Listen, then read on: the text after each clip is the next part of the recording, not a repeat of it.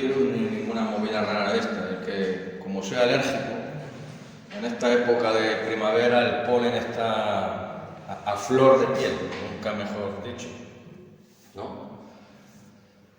Y hablando de flores, ¿quién no ha plantado alguna vez una flor? ¿No? Mi mujer ha cogido el vicio ahora de semilla que ve por ahí, ya sea de fresa, de lo último que ha sido un melón. Ha metido en lo que era la conejera, ¿no? Que teníamos para los conejos, la jaula esa. Ha cogido, ha llenado un poco de tierra y ha metido ahí como 6 o 7 semillas de melón. A ver si, ¿no? Pero yo en otra maceta, un macetero que me encontré en la diseñería, planté, pues para los pájaros, planté un par de ramas de estas de ortiga, que les va bien para coger el celo y todo esto. Y estos días atrás me llevé una sorpresa. Digo, ¿cómo puede ser posible que habiendo yo puesto las plantas de la ortiga haya crecido algo que es diferente a ella?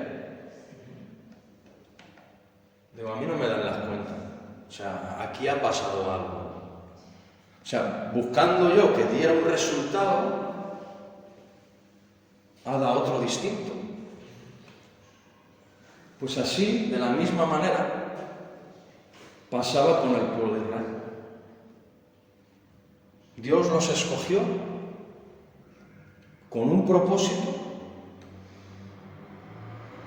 y al final, por lo que vemos en la historia bíblica, el resultado que dio este pueblo escogido fue otro, muy distinto, ¿verdad? Vamos a ir a un texto, que es lo que estaremos contemplando en esta mañana. En Isaías 5,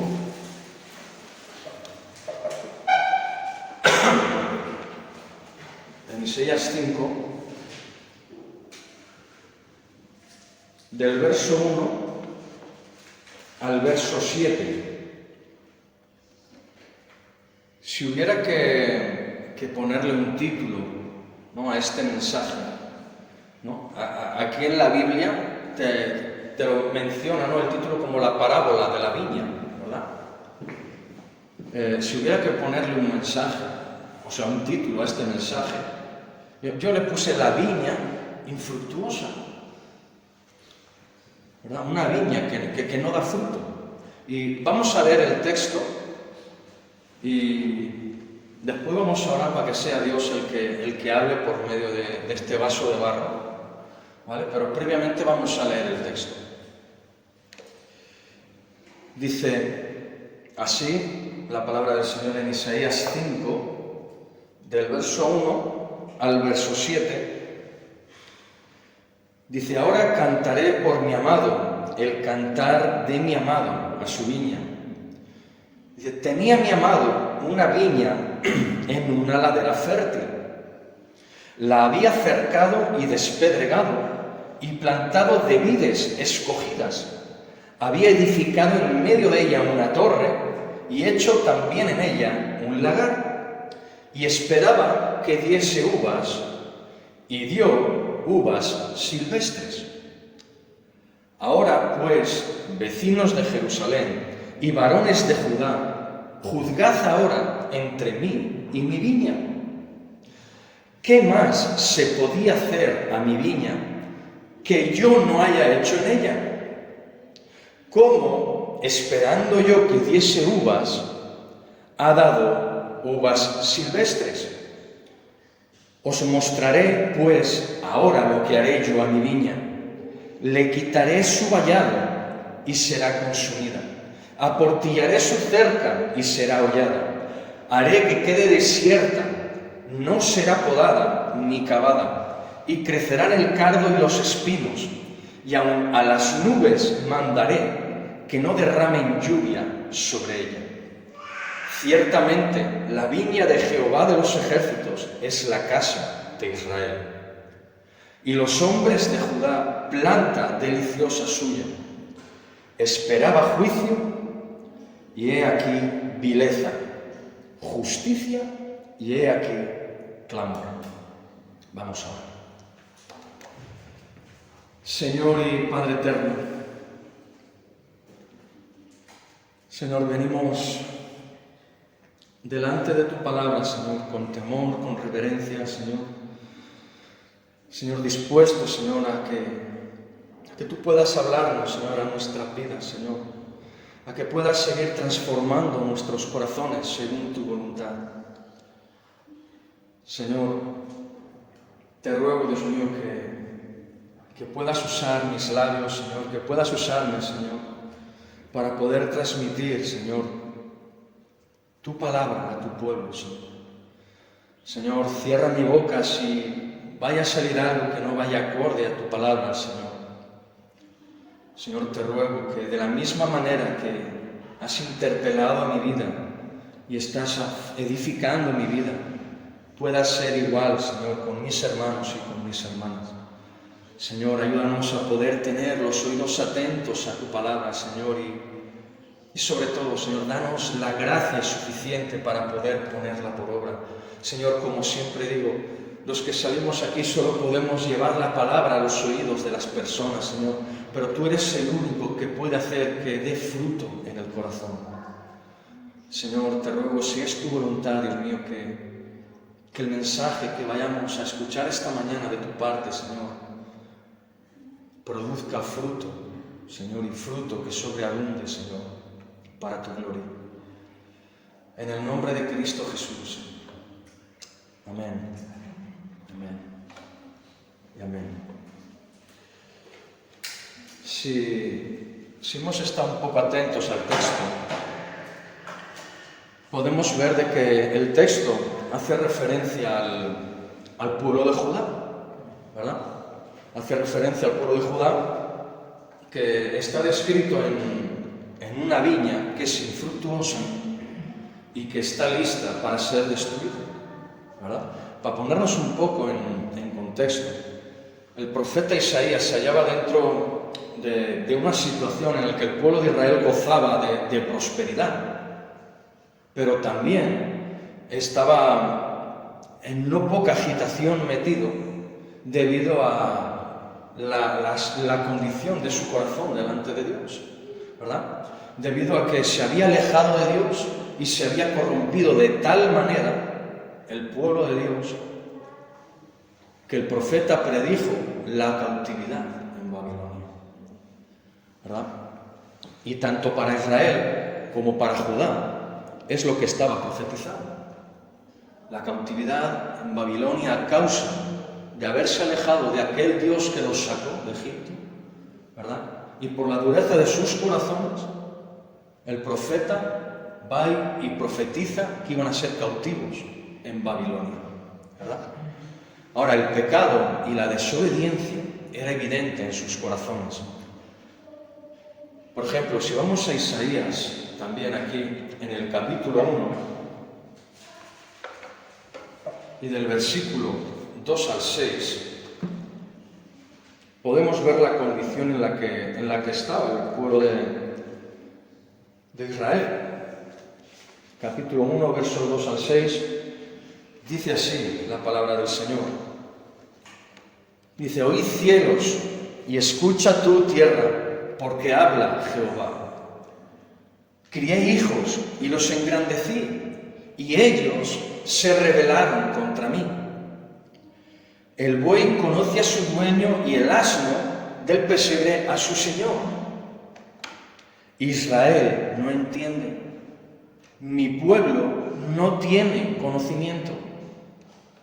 Oh gente pecadora, pueblo cargado de maldad, generación de malignos, hijos depravados. Dejaron a Jehová, provocaron a ira al Santo de Israel, se volvieron atrás. ¿Por qué querréis ser castigados aún? ¿Todavía os rebelaréis? Toda cabeza está enferma y todo corazón doliente. Desde la planta del pie hasta la cabeza no hay en él cosa sana, sino herida, hinchazón y podrida llaga. No están curadas ni vendadas, ni suavizadas con aceite. Y esta era la situación. O sea, de esta manera es como veía Dios mismo a su pueblo. Y yo apuntaba aquí, ¿no?, que era tal el desorden en el que el pueblo de Dios se hallaba, que Dios mismo veía sus sacrificios y sus ritos como una abominación. Y esto viene en este mismo capítulo 1, en los versos 12 al 14. Dice: ¿quién demanda esto de vuestras manos? Dice: cuando venís a presentaros delante de mí para hollar mis atrios. Dice: no me traigáis más vana ofrenda. El incienso me es abominación. Luna nueva y día de reposo, el convocar asambleas, no lo puedo sufrir. Son iniquidad vuestras fiestas solemnes. Dice: vuestras lunas nuevas y vuestras fiestas solemnes las tiene aborrecidas mi alma. Me son gravosas, dice, cansado estoy de soportarlas. Y si leemos más adelante en el versículo 15, dice: cuando extendáis vuestras manos, yo esconderé de vosotros mis ojos, y asimismo, cuando multipliquéis la oración, yo no oiré. Llenas están de sangre vuestras manos. Entonces, si volvemos al capítulo 5, lo que de alguna forma Isaías está tratando de hacer entender a su pueblo, ¿no?, al pueblo de Israel, y a nosotros, ¿no?, son tres cosas, primeramente, ¿no? Yo apuntaba aquí que lo que Isaías trataba de hacer entender al pueblo, a sus lectores y a nosotros, eran tres cosas principalmente. La primera, el cuidado de Dios para con su pueblo. El segundo, el comportamiento de dicho pueblo. Y lo tercero que quería que estos hombres entendiesen y nosotros es la consecuencia del comportamiento del pueblo de Dios. Ahora, vamos a examinar esto poco a poco, ¿no? El cuidado que Dios tenía para su pueblo. Esto lo vemos en el capítulo 5, versos 1 y 2, la primera parte, en el cual, si alguien lo puede leer, ¿qué dice? Isaías 5, del 1, sí, al 2, hasta casi la mitad del 2. Ahora cantaré por mi amado el cantar de mi amado a su viña.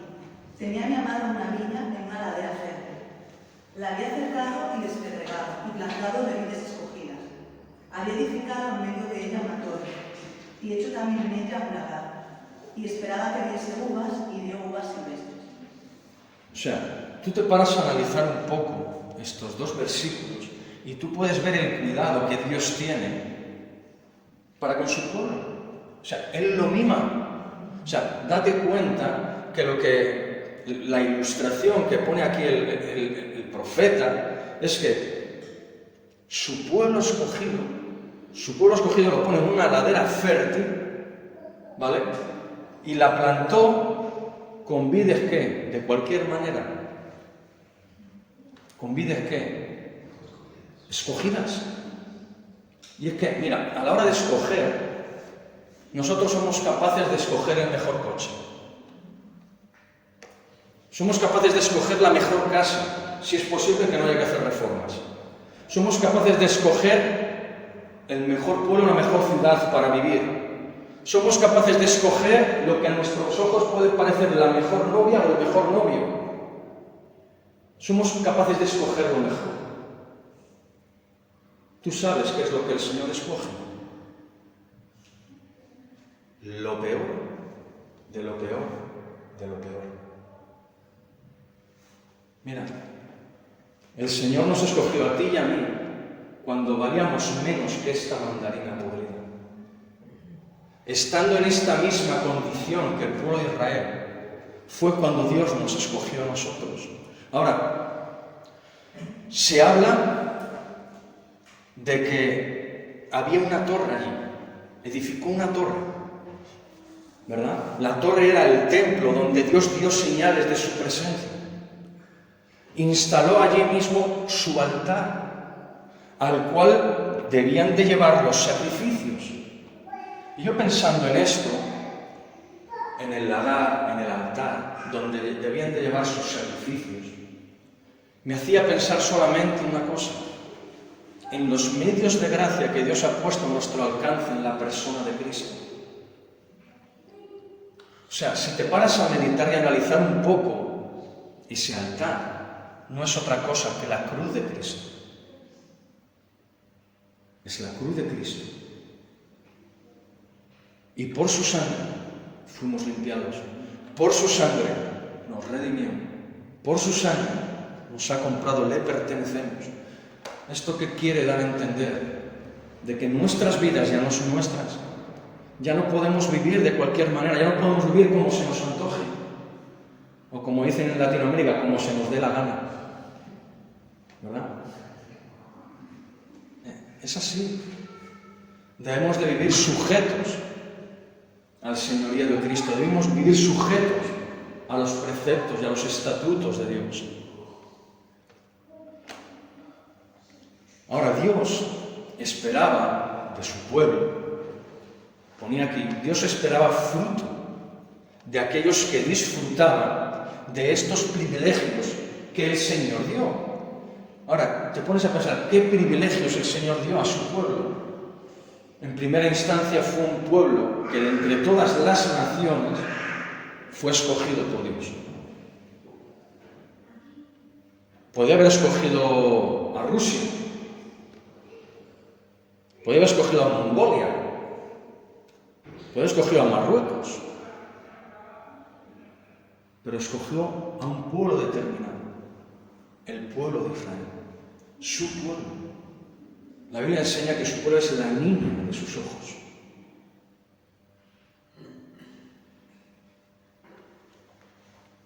Y de alguna forma, a través del texto, yo veía algo, y es que Dios estaba mostrando a su pueblo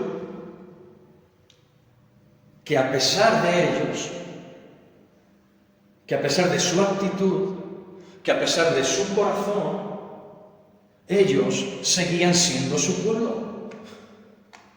Y Dios seguía siendo su Dios. No les había abandonado, no les había dejado, no les había desamparado. Al contrario, fueron ellos mismos los que por su dureza de corazón, los que por su rebeldía, por su querer bien hacer las cosas, se apartaron de él. ¿Os acordaréis? Cuando el pueblo de Israel es sacado de Egipto, es llevado al desierto, ¿verdad? Pero, ¿por qué fue sacado de Egipto? ¿Perdón? Clamaron, ¿verdad? Clamaron, ¿pero por qué clamaron? Porque estaban sometidos a duros trabajos, ¿verdad? Les trataban de una manera inhumana, les trataban como perros, verdaderamente. Y en el corazón del pueblo de Dios clamaban. Y dice que Dios escuchó el clamor de su pueblo y a alguien envió, a Moisés, que con mano fuerte y poderosa de parte de Dios los sacó de allí, los lleva a un lugar que seguramente no era el prototipo ni la idea que tenía dicho pueblo, los llevó al desierto, dice, para que me sirvan. Y en el desierto ocurre algo. Y es que en el desierto no hay agua. En el desierto no hay comida. En el desierto como mucho hay un oasis cada tanto. Y si lo hay. En el desierto hay mucho calor, hay cactus, alguna que otra serpiente por ahí se verá, ¿verdad? Y este pueblo lo que hace, en vez de estar agradecido a Dios por haberle sacado del yugo de la esclavitud de Egipto, aún todavía reniega. Se enfrentan con Moisés y le dicen, pero vamos a ver, muchachos, nos has sacado de Egipto para traernos a morir de hambre al desierto. ¿Tiene esto sentido alguno?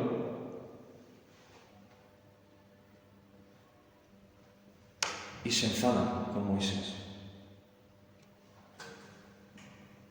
Como si Moisés tuviera la culpa de algo. Se enfadan.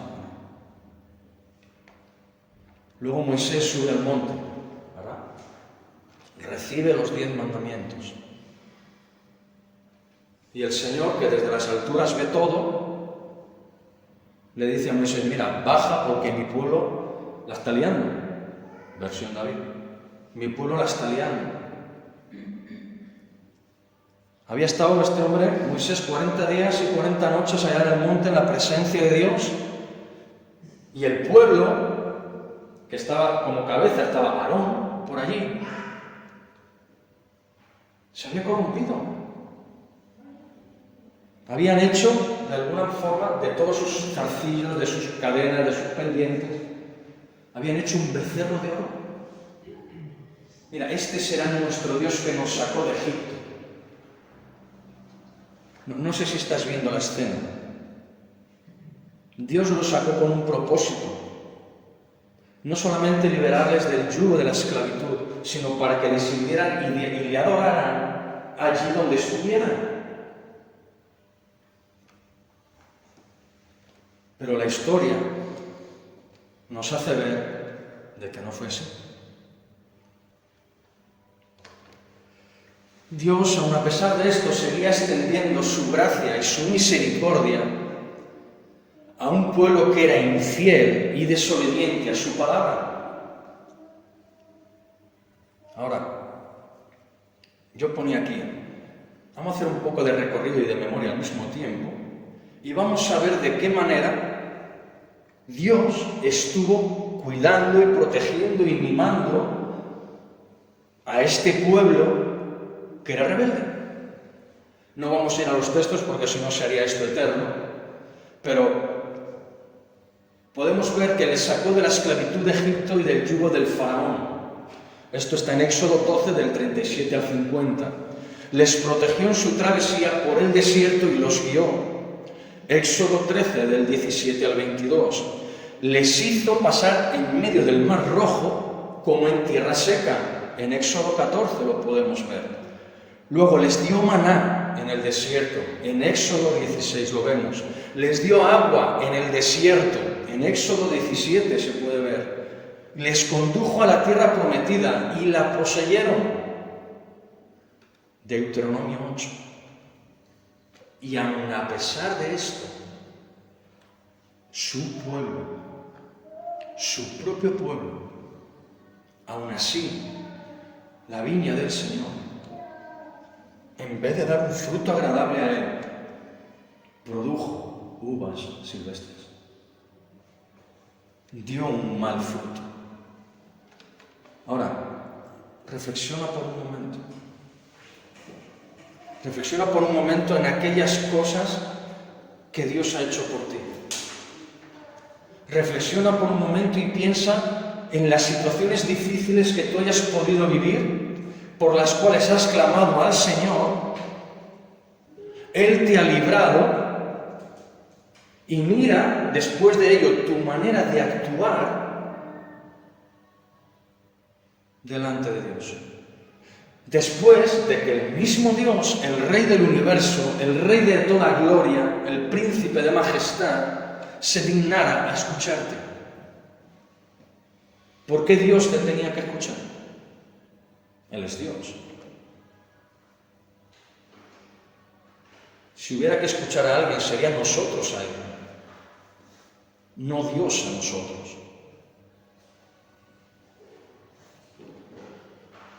Y mira, y presta atención, observa con detenimiento cuál fue la tendencia de tu corazón después de haber sido liberado o liberada de estas situaciones tan complicadas que has vivido?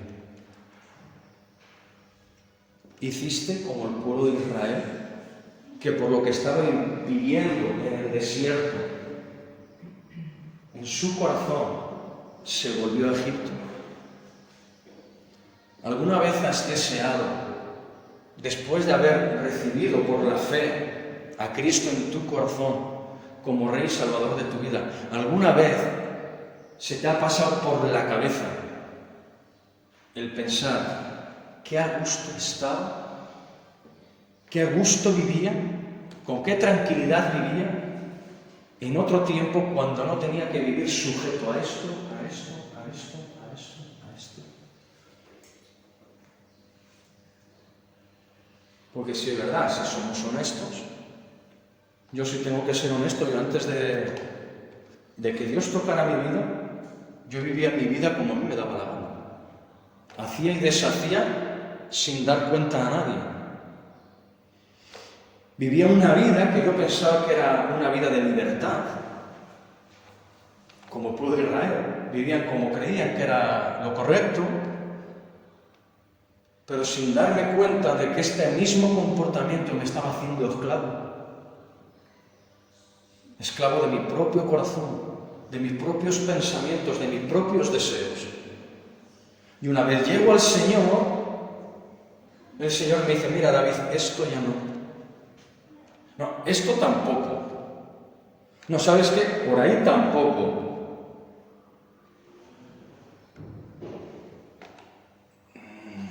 Pero Señor, ¿no es demasiado? ¿No es demasiado lo que me estás pidiendo? Y hay una cosa que tenemos que tener clara. Como decía un predicador que escuchaba el otro día, cuando tú eres cristiano, tus preferencias cambian. Lo que tú miras por la tele cambia. Lo que tú escuchas por la radio cambia. Y el otro día escuchaba algo que a mí me golpeaba fuerte, ¿verdad? Que decía que, mira, un cristiano no escucha canciones de Shakira. Un cristiano no está regocijándose que si Piqué, que si Shakira, que si esto, que si lo otro. Un cristiano lo que debe hacer es, viendo que una relación se está rompiendo, con hijos por medio, debería estar orando por esa situación, que Dios restaure estas cosas, ¿verdad? Pero claro, estamos tan perdidos en la ciudad de Antioquía, estamos tan perdidos en Tortosa, que bailamos canciones que el Espíritu Santo no baila en nuestro interior.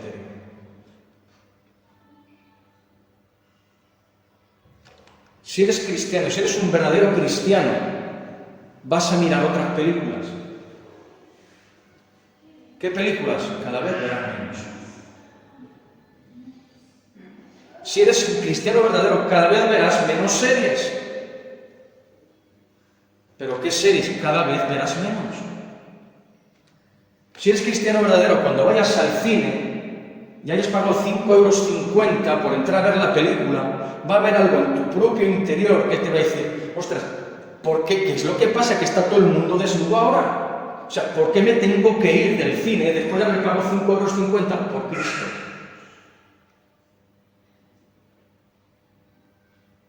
Por Cristo. Ahora, si no eres un cristiano convertido, revuélcate en el fango de Netflix. Dale rienda suelta a tu carnalidad. Sé como el pueblo de Israel, que vivía bajo sus propios criterios, bajo sus propias convicciones, creyendo que estaban en la verdad y estaban más presos que los mismos presos en Egipto. Vuelvo a repetir, el Señor, cuando nos escogió, no éramos ninguna perita en dulce. Nos escogió siendo y valiendo menos que esta mandarina podrida.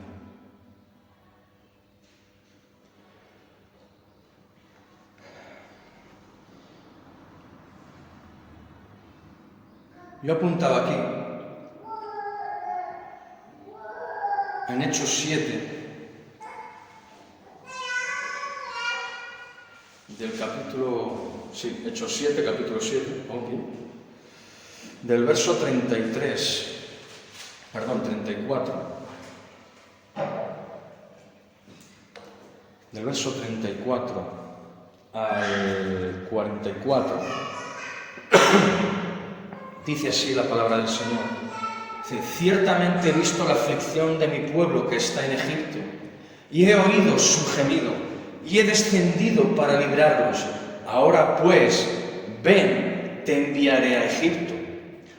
A este Moisés, a quien habían rechazado diciendo: ¿quién te ha puesto por gobernante y juez? A este lo envió Dios como gobernante y libertador por mano del ángel que se le apareció en la zarza.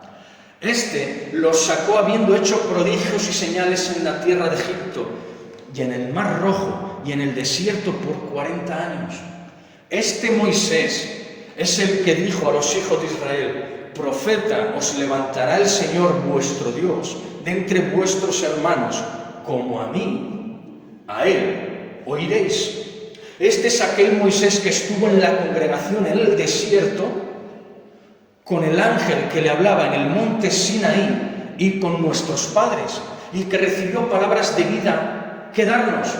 Dice: al cual, atentos, al cual nuestros padres no quisieron obedecer, sino que le desecharon, y en sus corazones, ¿qué hicieron? Se volvieron a Egipto. Cuando dijeron a Aarón: haznos dioses que vayan delante de nosotros, porque a este Moisés que nos sacó de la tierra de Egipto no sabemos qué le haya acontecido. Entonces hicieron un becerro y ofrecieron sacrificio al ídolo, y en las obras de sus manos se regocijaron. Y Dios se apartó. Y Dios se apartó y los entregó a que rindiesen culto al ejército del cielo. Como está escrito en el libro de los profetas: ¿acaso no ofrecisteis víctimas y sacrificios en el desierto por 40 años, casa de Israel? Antes bien, llevasteis el tabernáculo de Moloc y la estrella de vuestro dios Renfán, figuras que os hicisteis para adorarlas. Os transportaré, pues, más allá de ¿dónde?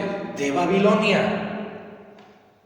Tuvieron nuestros padres el tabernáculo del testimonio en el desierto, como había ordenado Dios cuando dijo a Moisés que lo hiciese conforme al modelo que había visto. Ahora no tenemos al dios Renfán, no tenemos al dios Moloc, pero tenemos otros dioses. Tenemos al dios dinero,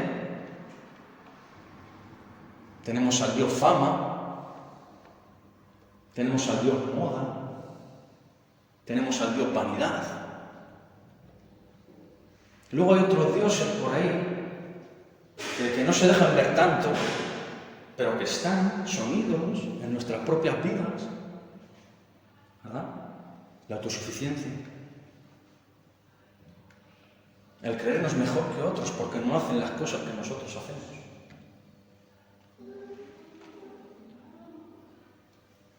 ¿A qué Dios estás sirviendo?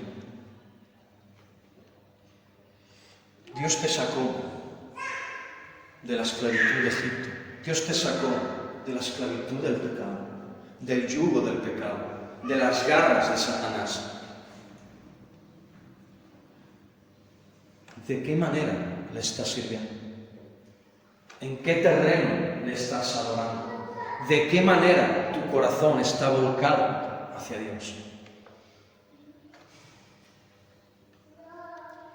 En Efesios, por ejemplo, capítulo 2, versos 11 al 13, dice así la palabra del Señor. Dice: por tanto, acordaos de que en otro tiempo vosotros, los gentiles en cuanto a la carne, erais llamados incircuncisión por la llamada circuncisión hecha con mano en la carne. En aquel tiempo estabais sin Cristo, alejados de la ciudadanía de Israel y ajenos a los pactos de la promesa, sin esperanza y sin Dios en el mundo. Así estábamos. Pero ahora, en Cristo Jesús, vosotros que en otro tiempo estabais lejos de Dios, dice, habéis sido hechos cercanos por la sangre ¿de quién? De Cristo. Por la sangre de Cristo. Aquel tabernáculo que estaba en el desierto, aquel lagar del cual está hablando Isaías, aquella torre, aquel altar, está apuntando hacia la obra de Cristo, la cruz del Calvario. Está apuntando hacia allí, hacia el sacrificio que Cristo iba a hacer para redimir al pecado de la humanidad.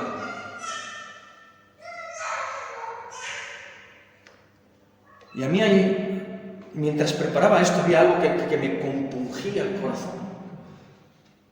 Y es el versículo 4 de Isaías 5. Y es la misma pregunta que el Señor hace. Y dice lo siguiente. Dice, ¿qué más se podía hacer a mi viña que yo no haya hecho en ella? ¿Cómo esperando yo que diese uvas, ha dado uvas silvestres? Calcula, piensa. O sea, los que sois padres, tenéis hijos, tenéis hijas. O sea, los mimáis, los cuidáis, los tratáis con todo el amor del mundo, los guiáis, ¿no? En este sentido, como creyentes, bajo la instrucción del Señor, ¿verdad? Tratando de que lleven una vida recta en orden delante de Dios. Y luego andan viendo cosas raras por internet. Luego andan blasfemando a escondidas. Claro, delante no lo van a hacer. Luego, algunos están tocando ya la marihuana. Y tú piensas, ¿qué más podía hacer yo por mi hijo? ¿Qué más podía hacer yo por mi hija? ¿Qué más necesitas? ¿Qué más? Ya no puedo hacer nada más.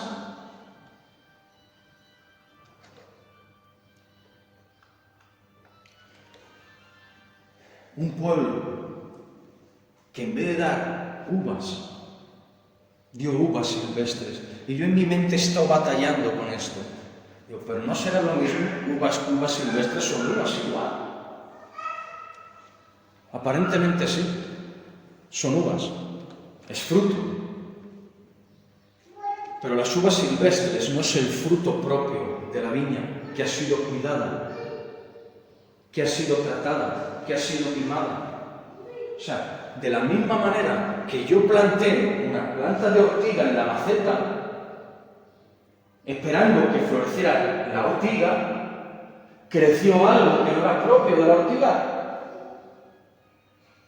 O sea, ¿qué más puedo hacer de yo a la planta? La limpié, la quité todas las impurezas y aún así un hierbajo que no era ni propio de la ortiga. ¿Qué más? Ahora, estas uvas silvestres no son otra cosa que las obras de nuestra propia naturaleza caída, humana y depravada. Date cuenta que el primer mandamiento que Dios da al pueblo de Israel es: oye Israel, tu Dios uno es, y solo a Él que servirás. No te harás imagen ninguna.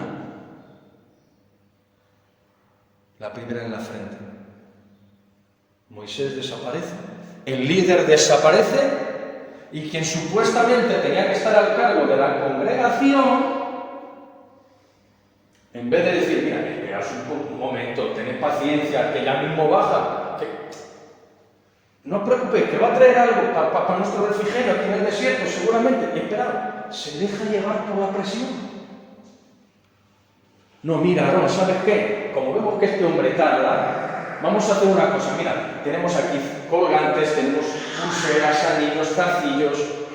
Vamos a quemarlos hacemos una hoguera como si fuera San Juan, otra idolatría más, y vamos a hacernos un becerro con ello, y vamos a decir, ya que estamos en el desierto, de que este Dios es el que nos sacó de allí para traernos aquí. ¿Qué clase de fruto es ese? Dios esperaba ese fruto de su pueblo. Dios esperaba obediencia. Dios esperaba santidad de su pueblo. Yo apuntaba aquí que donde no obra la gracia de Dios, obra la corrupción. Podemos tener muy buenas intenciones y muy buenos deseos, pero esto no es suficiente. ¿Por qué? Porque debe haber fruto en nuestras vidas. Y fruto no silvestre, sino un fruto que es el generado por la viña, por la propia viña, traducido en pensamientos y afectos, en palabras y acciones que sean agradables al Espíritu del Señor. Y por último, vamos a ver la consecuencia del comportamiento de dicho pueblo. Siempre hemos escuchado, sobre todo en física, ¿no?, lo que hemos estudiado, física, que toda acción tiene una reacción. ¿Sí o no? Pues lo que uno siembra bíblicamente es lo que recoge. O sea, y si nos vamos al campo, tú vas a sembrar patatas y no vas a recoger higos. Vas a recoger patatas, se supone. Si has plantado patatas, ¿no? Pues de la misma forma, vamos a ver ahora las consecuencias que sufrió el pueblo de Israel debido al desvío de su corazón. Yo apuntaba aquí que como consecuencia de su falta de obediencia y amor por aquel que los liberó de la esclavitud, Dios, por medio del profeta, nos hace ver que levanta su mano de protección y hace que su amado y escogido pueblo sufra las consecuencias de sus actos. Esto lo vemos del versículo 5 al 6, que dice: os mostraré pues ahora lo que haré yo a mi viña. Aquí es el Señor hablando, trayendo juicio a su propio pueblo, diciendo: le quitaré su vallado, la protección fuera, de entrada. Luego dice: y será consumida. Es lógico, le quita la protección, entra cualquiera, y cualquiera que entre arrasa con todo. ¿Sí? Dice: aportillaré su cerca, y será hollada, será pisoteada. Dice: haré que quede desierta. Dice: no será podada ni cavada. Dice: y crecerán el cardo y los espinos. Dice: y aun a las nubes mandaré que no derramen lluvia sobre ella.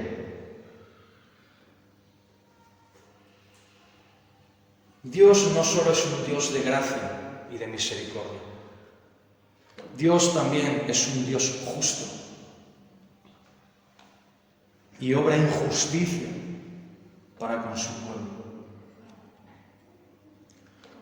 Yo apuntaba aquí que la maldad de los que profesan la fe y disfrutan de los medios de la gracia, esta misma maldad debe recaer sobre ellos mismos.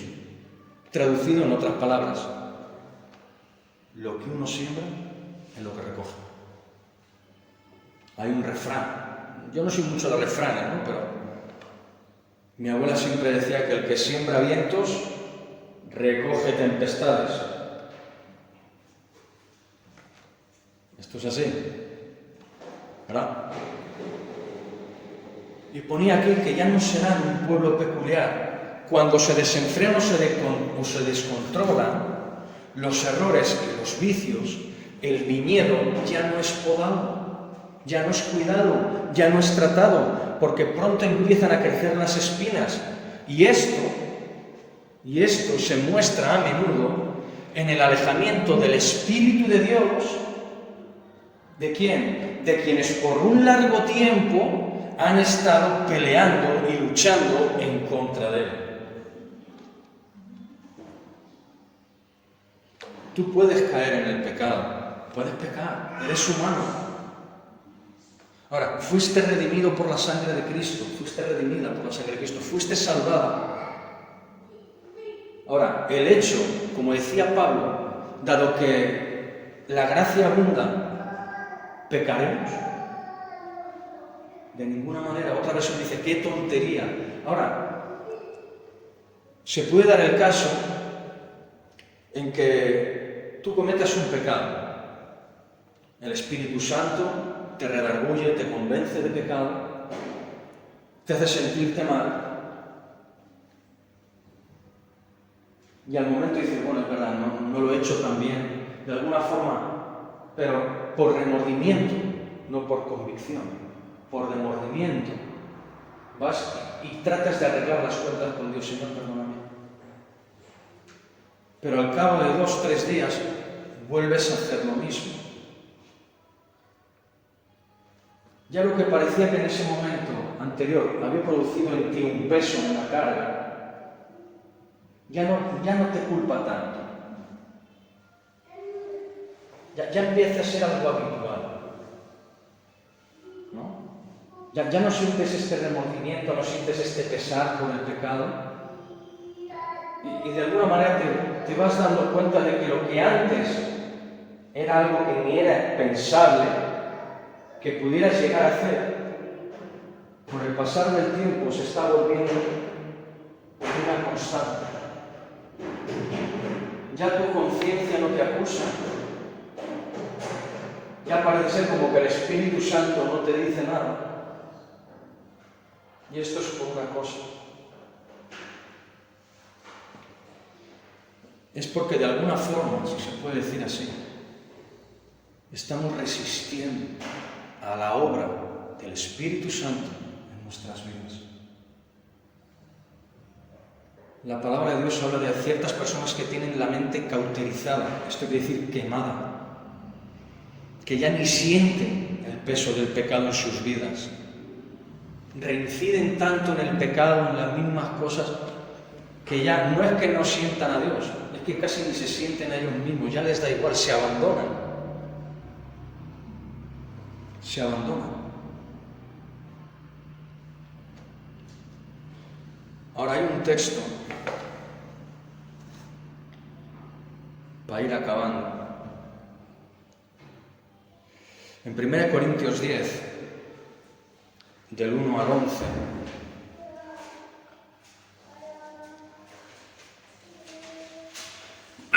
es la carta del apóstol Pablo a los Corintios, capítulo 10, versos 1 al 11, en el cual dice así, dice, porque no quiero, hermanos, que ignoréis que nuestros padres todos estuvieron bajo la nube, y todos pasaron por el mar, y todos en Moisés fueron bautizados en la nube y en el mar, y todos comieron del mismo alimento espiritual, y todos bebieron de la misma bebida espiritual, porque bebían de la roca espiritual que los seguía, y la roca era Cristo. Dice, pero de los más de ellos no se agradó Dios, por lo cual quedaron postrados en el desierto. Y sigue diciendo, mas estas cosas, si puedes subrayarlo, estas cosas sucedieron como ejemplo para nosotros. ¿Para qué? Para que no codiciemos cosas malas como ellos codiciaron. Dice, ni seáis idólatras, como algunos de ellos, según está escrito. Se sentó el pueblo a comer y a beber y se levantó a jugar. Dice, ni forniquemos, como algunos de ellos fornicaron y cayeron en un día 23.000. Dice, ni tentemos al Señor, como también algunos de ellos le tentaron y perecieron por las serpientes. Dice, ni murmuréis, como algunos de ellos murmuraron y perecieron por el destructor. Dice, y vuelve a repetir, y estas cosas, ¿cuáles? Las que ha nombrado antes, dice, y estas cosas les acontecieron como ejemplo, dice, y están escritas, ¿para qué? Para amonestarnos a nosotros, a quienes han alcanzado los fines de los siglos. Así que, el que piensa estar firme, mire que no caiga. No hay peor cristiano que aquel que cree que está por encima de los problemas y de las situaciones. No hay peor cristiano que aquel que en su soberbia, en su orgullo, cree que nunca va a caer. Ahí lo vemos, el pueblo de Israel, pueblo escogido por Dios. ¿Cayó o no cayó? Cayó. ¿Se podía caer más bajo? Fueron llevados esclavos a Babilonia. Después de haber sido libertados, fueron otra vez esclavizados. Yo apuntaba otro versículo aquí, Hebreos 10. Bueno, voy a leer 2 versículos más. Hebreos 10, 26 al 31. Dice así, porque si pecáremos voluntariamente, después de haber recibido el conocimiento de la verdad, ya no queda más sacrificio por los pecados, sino una horrenda expectación de juicio y de hervor de fuego que ha de devorar a los adversarios. Dice, el que viola la ley de Moisés por el testimonio de 2 o 3 testigos muere irremisiblemente. Dice, ¿cuánto mayor castigo pensáis que merecerá el que pisoteare al Hijo de Dios y tuviere por inmunda la sangre del pacto en la cual fue santificado e hiciere afrenta al Espíritu de gracia? Pues conocemos al que dijo, mía es la venganza, yo daré el pago, dice el Señor. Y otra vez, el Señor juzgará a su pueblo. Dice, horrenda cosa es caer en manos del Dios vivo. Alguno puede llegar a pensar, bueno, ¿y esto de pisotear al Hijo y tener por inmunda la sangre del pacto con la cual ha sido santificado? ¿Esto qué cosa es? ¿No? Porque quizá alguno puede llegar a pensar, yo nunca voy a llegar a cometer eso. Yo nunca voy a pisotear al Hijo, yo nunca voy a tener por inmunda su sangre, yo nunca voy a afrentar al Espíritu. Mentira. Muchas veces lo hacemos y sin darnos cuenta. Cada vez que tú pecas, lo estás haciendo. Cada vez que yo peco, lo estoy haciendo. Estoy teniendo por inmunda la sangre de Cristo.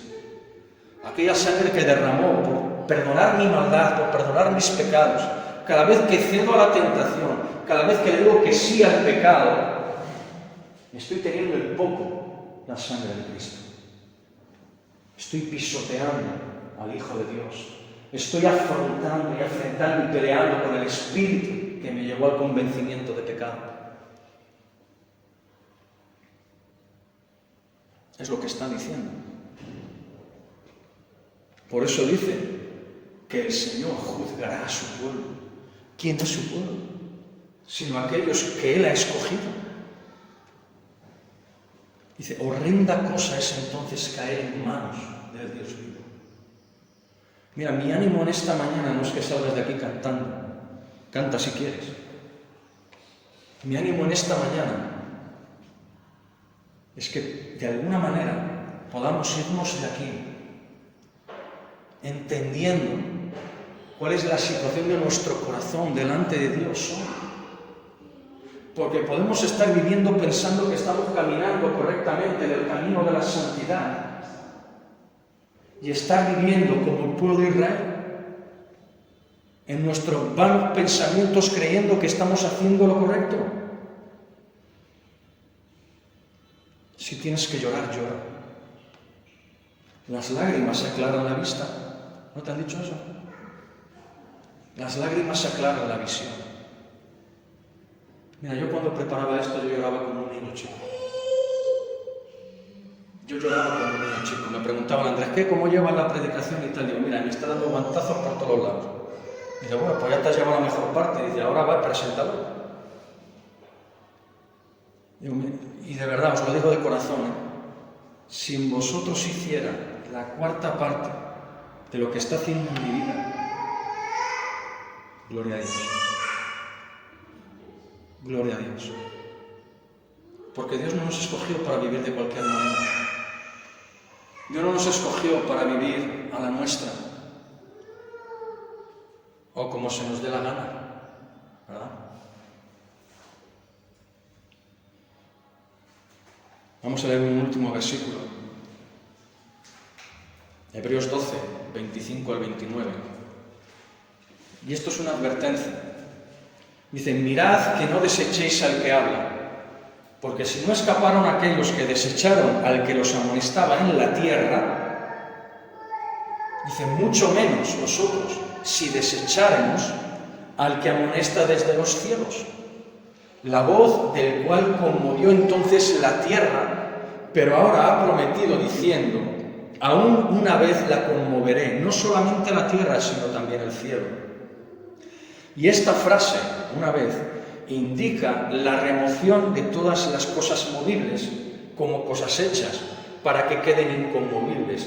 Y dice, así que, recibiendo nosotros un reino inconmovible, ahí está hablando de la eternidad, de la nueva Jerusalén, el reino de Dios al que pertenecemos, que un día llegaremos allí, por la gracia de Dios, dice, recibiendo nosotros un reino inconmovible, dice, tengamos, ¿qué? Gratitud, dice, y mediante ella, ¿mediante qué? Mediante la gratitud, sirvamos a Dios, ¿cómo? Agradándole, ¿de qué manera? Con temor y reverencia, porque nuestro Dios es ¿qué? Fuego consumidor. Hay otro texto en la Biblia que dice que si el juicio empieza por la casa de Dios, ¿qué no será de aquellos que no obedecen a la verdad?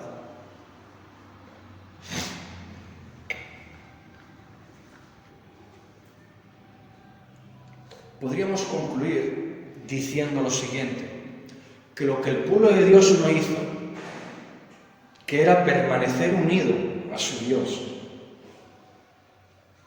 nos puede pasar también a nosotros. Nos puede pasar también a nosotros. Pero nos puede pasar también a nosotros si no permanecemos unidos a la vid verdadera, que es Cristo.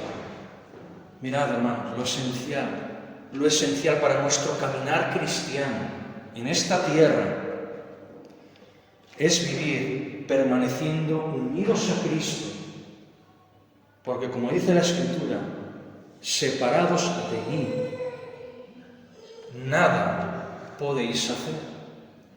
Y el propósito por el cual Cristo nos escogió, nosotros siendo del olivo silvestre, nos injertó en el que iba en contra de su naturaleza, nos injertó por gracia con un propósito.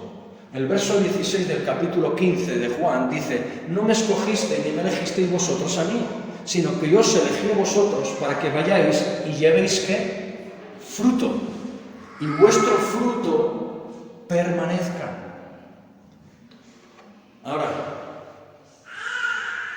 dos preguntas para acabar. A mí me gusta dejar a la gente pensando. ¿Qué clase de fruto estás dando?